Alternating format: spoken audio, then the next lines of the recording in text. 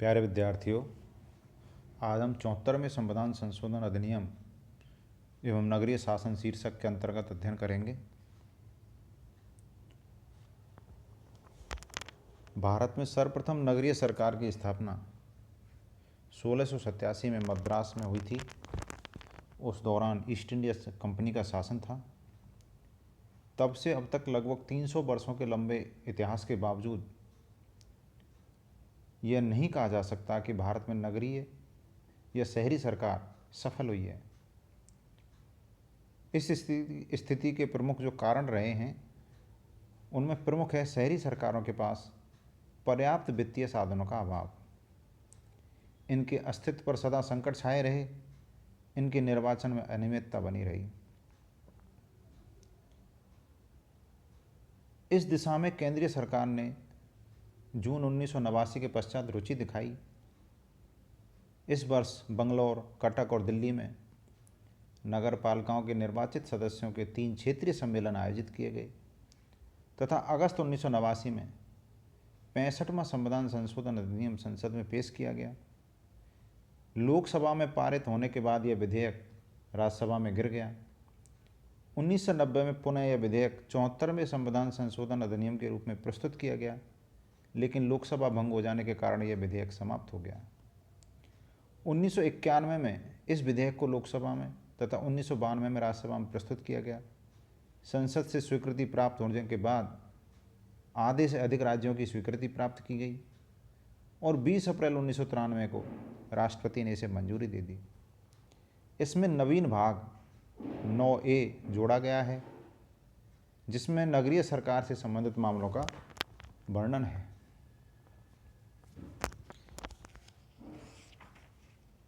भाग 9A जो जोड़ा गया है उसमें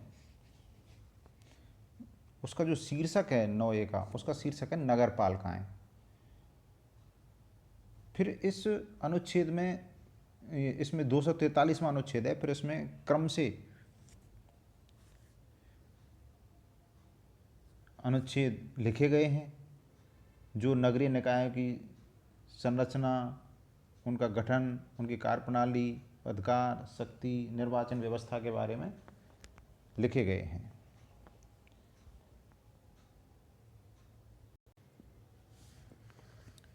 अब हम शुरू करते हैं अनुच्छेद 243P। इसमें परिभाषाएं दी गई हैं, जैसे समिति। समिति का अर्थ है अनुच्छेद 243S के अंतर्गत बनाई गई समिति, जैसे वार्ड समितियां। जिला, इसका अर्थ है एक राज्य का जिला। महानगरीय क्षेत्र, इसका अर्थ है एक ऐसा क्षेत्र जिसकी जनसंख्या 10 लाख या इससे अधिक हो, जिसे राज्यपाल इस भाग के उद्देश्य के लिए, कौन सा भाग, नगर पालिका शीर्षक जो भाग है, इस भाग के उद्देश्य के लिए एक विज्ञप्ति द्वारा महानगरीय क्षेत्र घोषित करे। निगम क्षेत्र का अर्थ है नगर पालिका का वह प्रादेशिक क्षेत्र जो राज्यपाल द्वारा अधिसूचित है। नगर पालिका का अर्थ है एक ऐसी संस्था जिसका निर्माण अनुच्छेद 243Q के अंतर्गत स्वशासन के लिए किया गया है। जनसंख्या का अर्थ है जिसे पूर्ववर्ती जनगणना में निश्चित किया गया है, जिसके प्रासंगिक आंकड़े प्रकाशित हो चुके हैं। इस प्रकार इस अनुच्छेद में परिभाषाएं दी गई हैं। अगला अनुच्छेद है 243Q, नगर पालिका की स्थापना या गठन से संबंधित है। इस अनुच्छेद में बताया गया है कि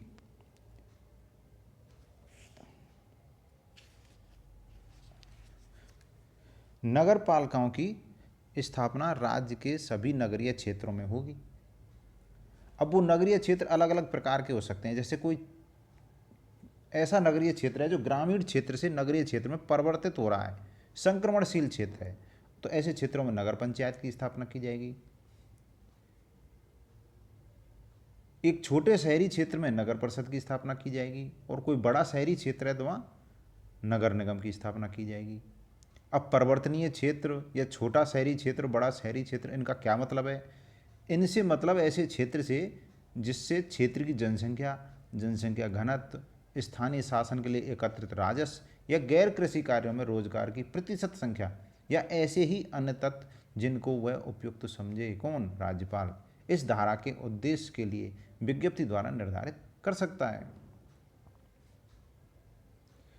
अनुच्छेद 243 आर नगर पालिकाओं की संरचना।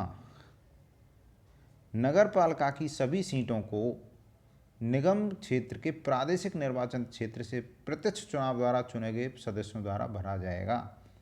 अर्थात नगर पालिका में जितनी सीटें निर्धारित की गई हैं उन सीटों को भरने के लिए नगर पालिका क्षेत्रों को पहले वार्डों में विभाजित किया जाएगा, वहाँ प्रत्यक्ष निर्वाचन कराया जाएगा और प्रत्यक्ष निर्वाचन से जो उम्मीदवार निर्वाचित होकर आएंगे वो उन सीटों को भरेंगे। इस उद्देश्य की प्राप्ति के लिए निगम क्षेत्र को क्षेत्रीय निर्वाचन क्षेत्र में विभाजित किया जाएगा जो वार्डों के रूप में जाने जाएंगे। अनुच्छेद 243 एस वार्ड समितियों की संरचना। नगर पालिका के प्रादेशिक क्षेत्र में जहाँ तक नगर पालिका की अधिकारिता होती है, नगरीय क्षेत्र होता है, वो इसका प्रादेशिक क्षेत्र होता है, जिनकी जनसंख्या 3 लाख या उससे अधिक हो वहाँ पर वार्ड समितियों का गठन होगा, जिनमें एक या एक से अधिक वार्ड होंगे। अर्थात वार्ड समिति में एक या एक से अधिक वार्ड सम्मिलित हो सकते हैं।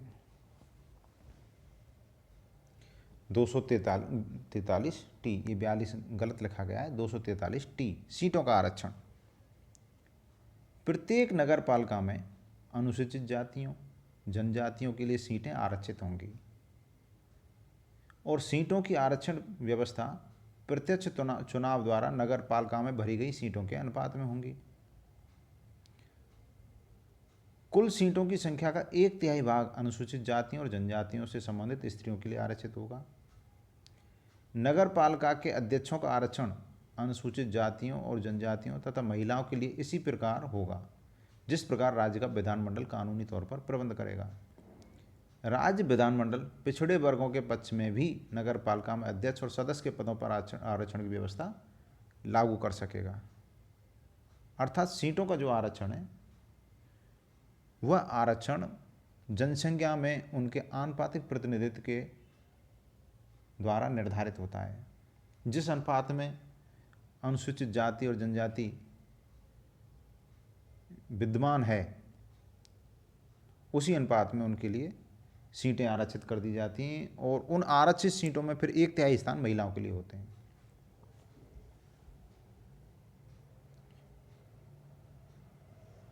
अनुच्छेद 243 यू नगर पालिकाओं का कार्यकाल या अवधि। प्रत्येक नगर पालिका का कार्यकाल 5 साल का होता है और 5 साल की अवधि की गणना उसकी पहली बैठक वाले दिन से मानी जाती है। जब नई नगर पालिका गठित होती है तो उसके बाद उसकी पहली बैठक जब आयोजित होती है उस दिन से उसका कार्यकाल गिनना शुरू होता है और उस दिन से लेकर 5 वर्ष तक उसका कार्यकाल रहता है, जबकि उसको भंग नहीं किया गया हो।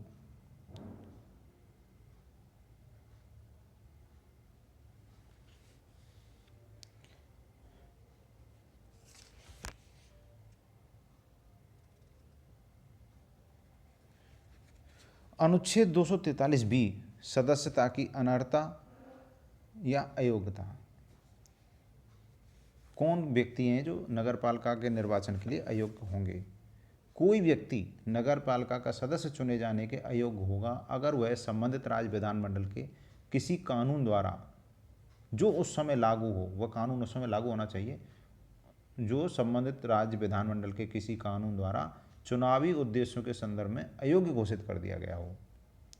इस आधार पर तो व्यक्ति अयोग्य होगा, लेकिन दूसरा आधार दिया है कि व्यक्ति को अयोग्य नहीं माना जाएगा अगर उसकी आयु 25 वर्ष से कम है लेकिन 21 वर्ष से अधिक है, क्योंकि हमारे देश में चुनाव लड़ने की या प्रत्याशी के रूप में खड़ा होने निर्वाचित होने के लिए खड़े होने की जो उम्र है, अपने आप को प्रत्याशी के रूप में जो प्रस्तावित करने की जो उम्र है वो 25 साल है। जैसे लोकसभा के लिए, विधानसभा के लिए न्यूनतम आयु 25 साल है, लेकिन स्थानीय निकायों में अगर आप एक उम्मीदवार के रूप में चुनाव में प्रस्तुत होना चाहते हैं जनता के सामने तो आपकी आयु अगर 21 वर्ष है, भले ही 25 वर्ष नहीं है, 21 वर्ष प्राप्त कर लिए तो आपको अयोग्य नहीं ठहराया जा सकता। अनुच्छेद 243 डब्लू, नगर पालिकाओं की शक्तियां, अधिकार तथा उत्तरदायित्व। राज्य का विधानमंडल नगर पालिकाओं को ऐसी शक्तियां तथा अधिकार जो उसके एक स्वशासन की संस्था के रूप में कार्य करने के लिए योग्य बनाने के लिए आवश्यक हो और इन विधानों में भंग करने की शक्ति तथा नगर पालिकाओं पर उत्तरदायित्व के प्रबंध निहित हों सौंप सकेगा। अर्थात राज्य का विधानमंडल नगर पालिकाओं को शक्तियां और अधिकार सौंपता है, उत्तरदायित्व सौंपता है और ऐसी शक्तियां और ऐसे अधिकार सौंपता है जिससे नगर पालिकाएं स्थानीय शासन की एक प्रभावकारी इकाई बन सकें। अनुच्छेद 243 एक्स, कर निर्धारण, निधि आदि की नगर पालिकाओं की शक्ति। नगर पालिकाओं को कर लगाने और एकत्रित करने का अधिकार देता है। राज्य की संचित निधि में से नगर पालिकाओं को अनुदान सहायता की व्यवस्था करता है और ऐसे फंड का ऋणों के लिए निर्धारण करता है तथा उनकी वापसी की व्यवस्था करता है जो नगर पालिका के नाम तैयार किए गए हों। अनुच्छेद 243 बाई, इस अनुच्छेद के तहत एक राज्य वित्त आयोग का गठन किया गया है। राज्यपाल राज्य वित्त आयोग का प्रति 5 वर्ष पर गठन करता है। यह राज्य वित्त आयोग नगर पालिकाओं की वित्तीय स्थिति का निरीक्षण करेगा और राज्यपाल से सिफारिश करेगा। ऐसे सिद्धांतों का निर्धारण करेगा जिससे राज्य द्वारा लगाए गए करों, शुल्कों, टोल तथा फीसों में से राज्य और नगर पालिकाओं के बीच राजस्व का विभाजन किया जा सके। ऐसे कर, शुल्क, टोल तथा फीसों का निर्धारण करेगा जिन्हें नगर पालिकाओं को सौंपा जा सके। राज्य की संचित निधि में से नगर पालिकाओं को अनुदान सहायता देने की भी सिफारिश करेगा। अनुच्छेद 243 जेड, नगर पालिकाओं का लेखा निरीक्षण। नगर पालिकाओं द्वारा लेखों को बनाए रखने के लिए राज्य विधानमंडल कानूनी तौर पर व्यवस्था कर सकता है और ऐसी लेखाओं की जांच भी करवा सकता है। लेखा यानी कि नगर पालिका द्वारा जो खर्चे किए गए हैं उनको लिखा जाता है, उन अभिलेखों को का जो आलेखन किया गया है वो लेखे होते हैं। तो ऐसी लेखाओं को लिखवाना और उनकी जांच करवाना।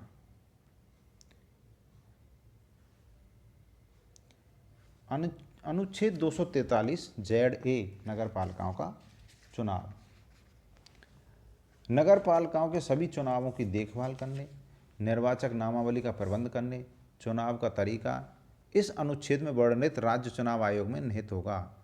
अर्थात केंद्रीय निर्वाचन आयोग से अलग एक राज्य निर्वाचन आयोग की व्यवस्था इस अनुच्छेद में की गई है जो नगरीय निकायों के चुनावों का प्रबंध करेगा। अनुच्छेद 243 जेड बी, संघीय क्षेत्रों के लिए प्रयुक्त। राष्ट्रपति एक विज्ञप्ति द्वारा निर्देशित कर सकता है कि इस धारा के सभी प्रबंध संघीय क्षेत्रों के लिए भी प्रयुक्त होंगे। इसका अपवाद केवल वही क्षेत्र होंगे जो राष्ट्रपति विज्ञप्ति के द्वारा निर्धारित करे। अर्थात जो केंद्र शासित प्रदेश हैं या संघ द्वारा सीधे शासित जो प्रदेश हैं उन क्षेत्रों में भी ये कानून लागू होगा, लेकिन उसके लिए राष्ट्रपति निर्देश जारी करेगा। और वे संघ शासित क्षेत्र जिनके लिए राष्ट्रपति अलग से निर्देश जारी करता है या निर्देश जारी नहीं करता है कि लागू नहीं किए जाएं, वहाँ ये लागू नहीं होंगे। अनुच्छेद 243 जेड सी, कुछ क्षेत्रों पर लागू नहीं होना। इस अनुच्छेद का कोई सा भाग अनुच्छेद 244 की धारा 1 में वर्णित अनुसूचित क्षेत्रों तथा धारा 2 में वर्णित कबीलाई क्षेत्रों पर लागू नहीं होगा। जैसे पश्चिम बंगाल में दार्जिलिंग जिले के दार्जिलिंग गोरखा पहाड़ी परिषद के क्षेत्र, ऐसे क्षेत्रों में ये कानून लागू नहीं होगा। अनुच्छेद 243 जेड डी, जिला योजना के लिए समिति, जिला नियोजन समिति। प्रत्येक राज्य में जिला स्तर पर जिला योजना समिति का निर्माण किया जाएगा। इस समिति का कार्य है कि पंचायत और नगर पालिकाओं द्वारा जो योजना तैयार की जाती है उस योजना को एकीकृत करना और संपूर्ण जिले के लिए एक ही योजना तैयार करना। इस समिति के कुल सदस्यों का 4/5 भाग पंचायतों और नगर पालिकाओं के सदस्यों में से चुना जाएगा और उनका चुनाव भी नगर पालिकाओं और पंचायतों के सदस्य ही करेंगे। उनका अनुपात शहरी क्षेत्र और ग्रामीण क्षेत्र की जनसंख्या के अनुपात में होगा। महानगर योजना समिति अनुच्छेद 243 ZE प्रत्येक महानगरीय क्षेत्र में संपूर्ण महानगरीय क्षेत्र के विकास के लिए योजना तैयार करने के लिए एक महानगरीय योजना समिति का निर्माण होगा। ऐसी समितियों के सदस्यों का 2/3 भाग नगर पालिकाओं के निर्वाचित सदस्यों तथा पंचायतों के अध्यक्षों में से चुना जाएगा तथा उनका चुनाव नगर पालिका के सदस्यों तथा पंचायतों के अध्यक्षों द्वारा होगा। ये चुनाव नगर पालिकाओं की जनसंख्या तथा क्षेत्र की पंचायत की जनसंख्या के अनुपात में होगा। अर्थात पिछला जो था जिला योजना समिति, उसमें तो नगर पालिकाओं के सदस्य और पंचायतों के सदस्य भाग लेते थे, लेकिन महानगरीय योजना समिति में पंचायतों के अध्यक्ष और नगर पालिकाओं के सदस्य, वो भी निर्वाचित, मनोनीत नहीं, निर्वाचित सदस्य भाग लेते हैं। अनुच्छेद 243 ZF वर्तमान कानूनों तथा नगर पालिका का जारी होना।